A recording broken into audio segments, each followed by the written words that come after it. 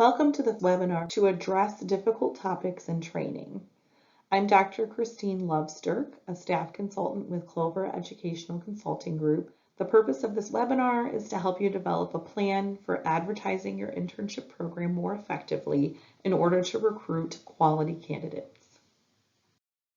By the conclusion of this webinar, you should be able to determine whether your program meets the APIC and APA requirements related to intern recruitment, provide a strong description of what makes your internship program appealing to psychology students, and have a plan for additional ways you can advertise your program, particularly with a focus on recruiting diverse interns.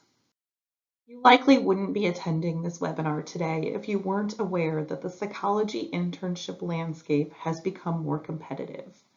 The past severe shortage of internship sites has been corrected, which means interns have more power to be choosy about where they apply and the sites they rank. This graph, based on data that can be found on the APIC website, shows how the average and mean numbers of applications received per site have decreased over the past 10 years, with sites basically receiving about 20 applications less per year in 2022 than they did in 2013. If you'll be receiving fewer applications for your internship positions, you certainly want to make sure they are quality candidates who are a good fit for your program. Accurate and targeted advertising is the best way to find those interns. Let's briefly review some of the requirements for APIC membership and APA accreditation related to intern recruitment. These mainly outline what information programs must provide to prospective interns, and in some cases, what they are not allowed to say. APIC membership criterion 11 requires programs to have public materials that include clear descriptions of their training so prospective interns can make informed decisions in the match process. Specifically, your website or brochure should detail the program's training aims and competencies, to use APA's language, and a description of what training entails, such as what direct service activities interns participate in, available rotations, and didactic trainings. A sample weekly schedule is an excellent way to show potential applicants what they could expect from the internship.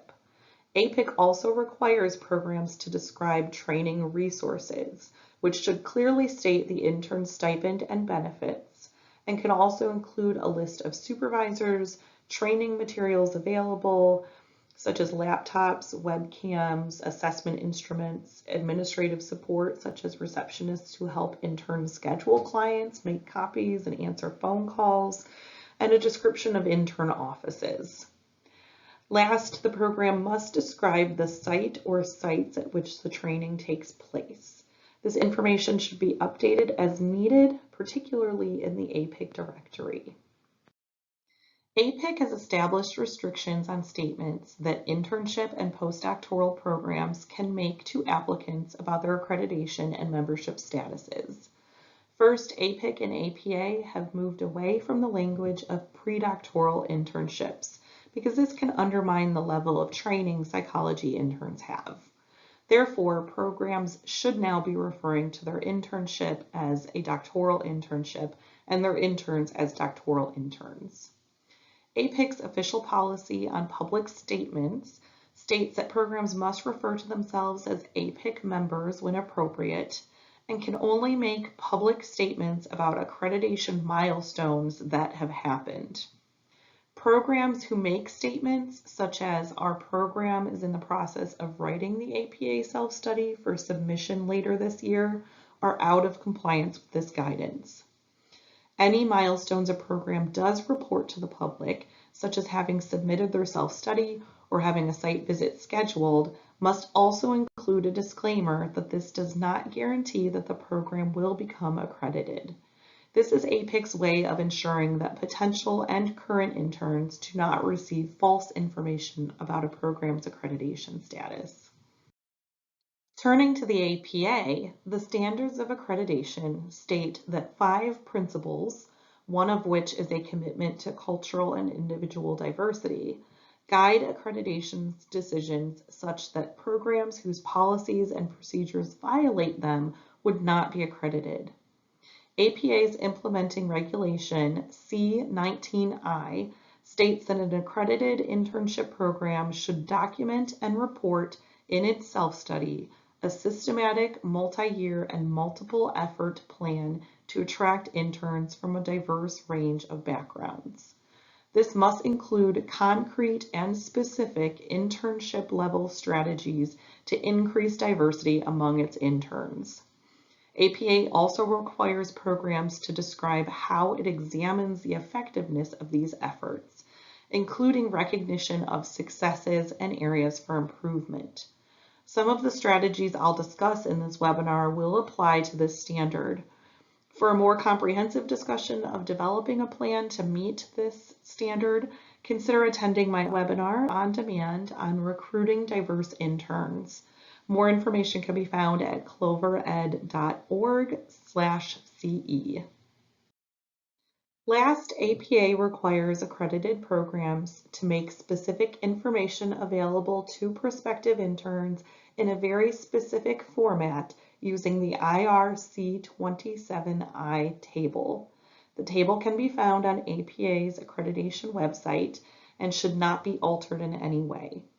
The information must be updated annually, no later than September 1st.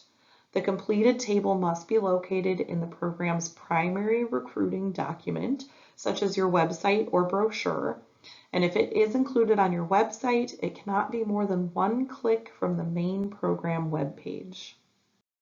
Now it is time for a little brainstorming to figure out what about your internship site is going to attract quality applicants, particularly those from diverse backgrounds. This can be hard for some programs that are focused on potential disadvantages of their program, such as a low intern stipend or a remote location, but I promise that there are a lot of positive things to highlight about your program. Let's start by looking at the training opportunities you offer to interns. What do you offer that is unique or specialized? Maybe a rotation in sports psych or neuropsych assessment, or the ability to get certified in psychological first aid, or to attend specialty workshops in motivational interviewing or EMDR. Additionally, while it may seem commonplace in your practice, not every internship site offers interns the ability to provide supervision to a practicum trainee, to provide consultation or community outreach, to gain new perspectives through working on an interdisciplinary treatment team, or to learn administrative skills by serving on an agency committee. So if you offer those opportunities, you certainly want to highlight those. You should also consider highlighting opportunities for interns to learn and apply diversity-related knowledge in their work. This can include working with diverse populations, attending diversity-related trainings, and engaging with diverse supervisors and colleagues. It's so important to provide rich descriptions of the training opportunities you provide, particularly related to diversity, in your program's public materials. Next, consider resources your program can offer and any special perks for working at your agency. Be sure to state your intern stipend and traditional employee benefits, such as insurance and paid time off, clearly and with an emphasis on inclusivity in your public materials. For example, be sure to include if your agency's health insurance can be extended to same-sex or domestic partners.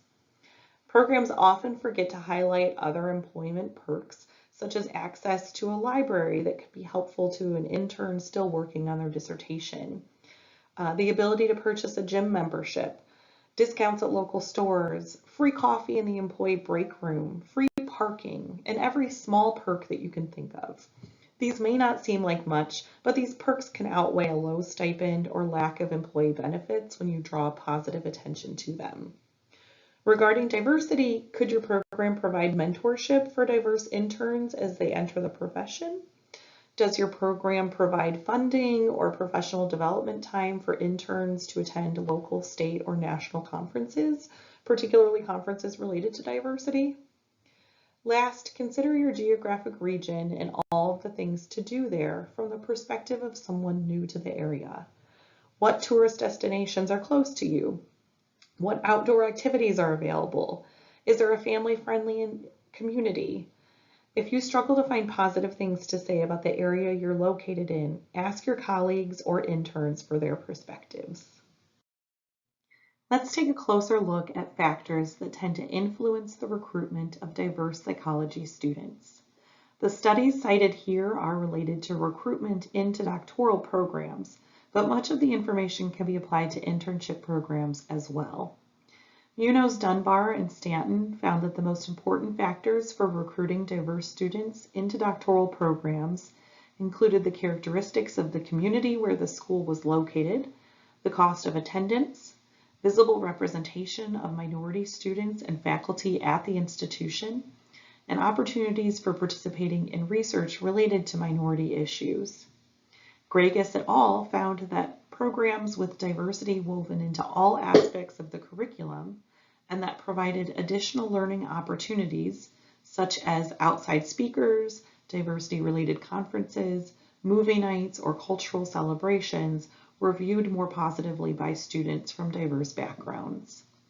Additionally, some programs that were noted as being particularly attractive to diverse applicants hosted informational sessions specifically for minority students to learn about the program, and had diversity committees that organized diversity events and trainings and participated in the recruitment of students. Pieces of these findings can certainly be applied to the recruitment of diverse interns. If you do not already have pictures of your program faculty in your public materials, I highly recommend you add them in an effort to demonstrate the makeup of your team. Students who see someone on your staff who looks like them will be more likely to apply. Likewise, having pictures and bios of your current interns on your website is not only helpful to clients who may work with them, but to prospective interns as well. And while research may not be a major aspect of your program, describing opportunities your interns have to work with diverse clientele will speak to students who have a passion for supporting historically disadvantaged groups of people. Ensure that diversity learning is incorporated into all aspects of your program and look for ways to add specific diversity events that can allow for greater immersion of your interns and staff into the learning. If you do not already have a diversity committee within your agency or your internship program to provide feedback on your curriculum and recruitment process, I highly encourage you to develop one. And hosting an information session about your program specifically for minority students where they can connect with faculty and current interns from underrepresented backgrounds and learn more about what they can gain from your site may be a helpful option for you as well. Last, remember that every interaction prospective interns have with your site is an opportunity for them to evaluate your program and determine if it will be a good fit for them. And they learn a lot during the application and interview process. It is key to ensure that all communications are friendly and prompt. Consider what, if any, supplemental materials you are asking applicants to submit as part of their application and the reasonableness of them. You could miss out on great applicants who are unable to produce these materials for some reason. Or this extra requirement may help you weed out applicants that aren't very serious about your site. However, make sure you're not unfairly disadvantaging certain populations with your requirements. When it comes to interviewing, offering candidates accommodations in that process, if needed, shows your flexibility and inclusiveness. This could include virtual interviews for applicants who do not have the financial means to travel to your site if you haven't already transitioned to virtual-only interviews, providing proper breaks during the interview day for those who may need them, and providing a written copy of the interview questions for applicants who process information better visually rather than auditorily. What is your interview format and who on your team participates in interviews? Prospective interns tend to enjoy meeting multiple staff members who they would work with at your site during either the interview or the open house if you offer one. Including your current interns in the interview process shows that you respect their opinions as junior colleagues, and setting up a specific time for candidates to ask questions of current interns demonstrates that you trust your interns and you're comfortable with what they have to say about their experience at your site. What is the atmosphere in the room during the interview and/or open house? Do your faculty joke with one another and carry on polite conversations before the interview begins, or does everyone sit silently and look very serious? Do staff members and interns address each other by their official titles or by using first names? Candidates will pick up on the culture of your program by observing these behaviors. You don't want to put on a show to get candidates to rank your site more highly, but do be sure to accurately portray the culture of your agency so candidates know what to expect there. And finally, offering an open house can be a great way to help prospective interns learn more about your site and gain more familiarity with the culture of your agency so they can determine whether your internship would be a good fit for them. Hopefully, everything we've discussed so far has helped you generate some ideas about what to highlight in your program and ways to showcase who you are in order to attract quality interns. Now let's talk specifically about advertising. The best place to start is by assessing what you've already been doing. Brainstorm with your current interns to find out how they heard about your program and what attracted them to apply. Mackey and Efron found that using a post-interview survey can help internship programs gain feedback from interviewees on their interest in your site as well as the interview process. I think this can be a great way to also gain valuable insight into what initially attracted students to apply to your program and how the interview and open house, if you host one, impacted their perceptions of your site. Next, take a look at your applicants, including the doctoral programs they are enrolled in and any identity characteristics disclosed in their application materials. If you've advertised your internship to local doctoral programs or those where you have or other members of your faculty have personal connections, are you seeing applicants come from those programs? Are you receiving applications from students with diverse identities and/or who demonstrate a strong awareness of DE&I considerations and the ability to work with diverse populations? Take stock of places where you have succeeded as well as where you could stand to improve. For example, have you effectively recruited a number of Latinx interns but have not had an African American intern in years? You want the diversity of your interns to be widespread. So in this case, you will want to work to attract interns from other groups in future years. Advertising and publicity includes specific ways your program markets itself. Likely your biggest source of passive advertising is your website. Be sure your website is up to date, attractive, and easy to navigate. And utilize your website or brochure to highlight your program's emphasis on and respect for diversity, and include pictures and bios of staff so prospective interns can see the diversity represented at your agency. Active advertising efforts are the ways you actually get the word out about your program. Simply having a website and an APIC directory listing is not enough anymore. Consider advertising your internship on diversity-related listservs and through outreach to graduate programs whose training aligns with the specialty experiences you offer, where you and your faculty have personal connections, where your previous interns have come from, or those with a reputation for strong diversity training and/or training diverse students. Rogers and Molina reported on recruitment strategies of what they identified as doctoral programs making exemplary efforts to recruit and retain graduate students of color. They noted that successful programs involved their minority faculty in the recruitment process, often to use their personal contacts at their alumni institutions to advertise the program. They also noted that these training programs had their faculty personally contact prospective students, had relationships with historically Black colleges and universities to create a pathway for minority students into their graduate program, and created recruitment materials that were specifically geared to students of color. Last, these programs used APA's Minority Undergraduate Students of Excellence list, which would be similar to APA's Minority Fellows for doctoral and internship level students, to engage in targeted recruitment of these students. In terms of long-range efforts, some programs have established pathway projects in which they speak to diverse populations of high school or undergraduate students to encourage a career in psychology. Also, being familiar with local doctoral programs and hosting practicum students can be an instant source of applicants who have enjoyed their experience at your site and want to stay in the geographic area for internship. These tips for crafting your message come from the Wiley-Blackwell Handbook of the Psychology of Recruitment, Selection, and Employee Retention. Be sure to be honest in your recruitment materials and don't oversell any experiences you're not actually able to deliver on. Be detailed in your descriptions of your training opportunities, intern resources, and facilities. This lends attractiveness and credibility.